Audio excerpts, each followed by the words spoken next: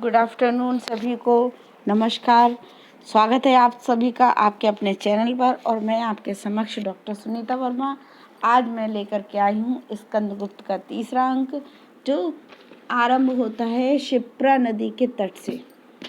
इसका जो प्रथम दृश्य है, उस दृश्य में प्रपंच बुद्धि टहलते हुए ये सोचता है कि भट्टारक की हत्या हो गई है, क्योंकि भट्टारक ने काम ऐसा किया था।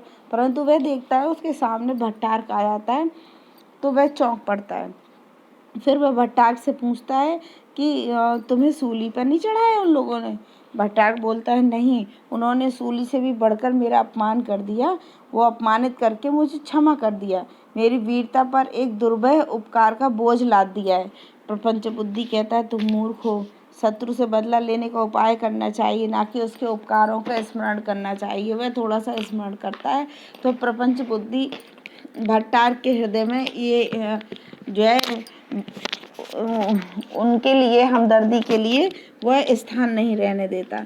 इसके बाद उसी दृश्य में विजया और देवसेना की वार्तालाप दिखाई जाती है, जिसके अंतर्गत ये दिखाया जाता है कि सायंकाल का समय है और देवसेना क्षिप्रा तट पर टहल रही है। वहाँ पे विजया भी आ जाती है, इन दोनों वार्तालाप होती है और इसके बाद देवसेना से विजया नाराज हो जाती है, क्योंकि जो देवसेना है वो विजया के द्वारा उसके किसी कर्म का स्मरण दिलाती है, उससे उसकी तीव्र मनोवृत्ति से उसका अवगत कराती है। तो विजया क्रुद्ध हो जाती है, देवसेना से कहती है कि मुझे अभिशाप की ज्वाला समझो और मुझसे आज से बात नहीं करोगे।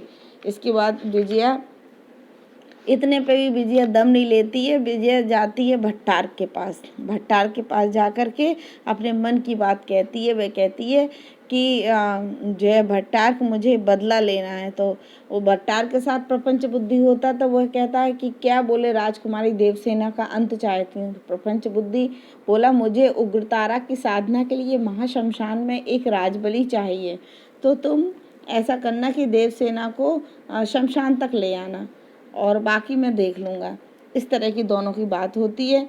विजय भट्टारक के पास पहुंचने के बाद भट्टारक कहता है कि वो पाप पंख में लिप्त मनुष्य की छुट्टी नहीं होती, वो बल्कि मना करता है। लेकिन प्रपंच बुद्धि कहता है कि तुम इतने कुकर्मी तो हो, इतने सुकर्मी नहीं हो, लेकिन तुम जो है तुम भूल गए कि तुमने ऐसा भी काम किया है। तो भट्टारक कहता है कि वो पाप पंख में लिप्त मनुष्य की छुट्टी नहीं होती, कुकर्म उसे जकड़ कर अपने नागपाश में बांध लेता है।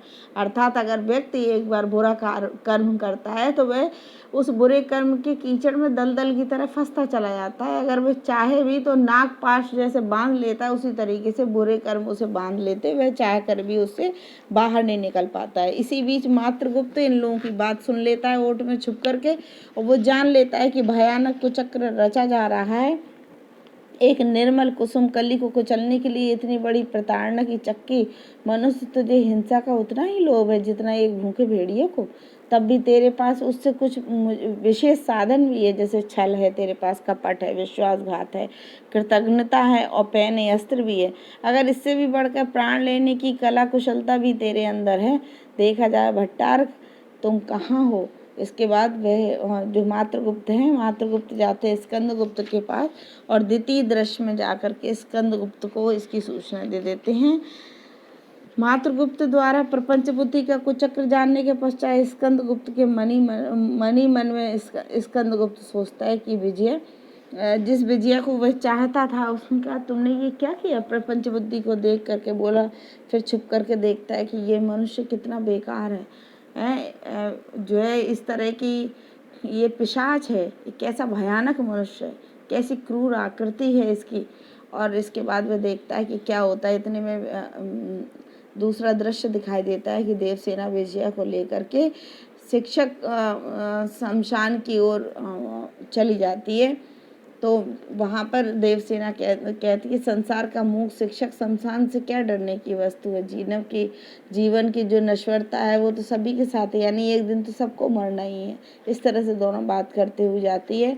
विजया देवसेना को आगे करके प्रपंच बुद्धि के पास ले जाती है और उधर से धीरे से हट जाती है। प्रपंच बुद्धि उससे पूछता है, तुम देवसेना हो ना? देवसेना को आश्चर्य होता है।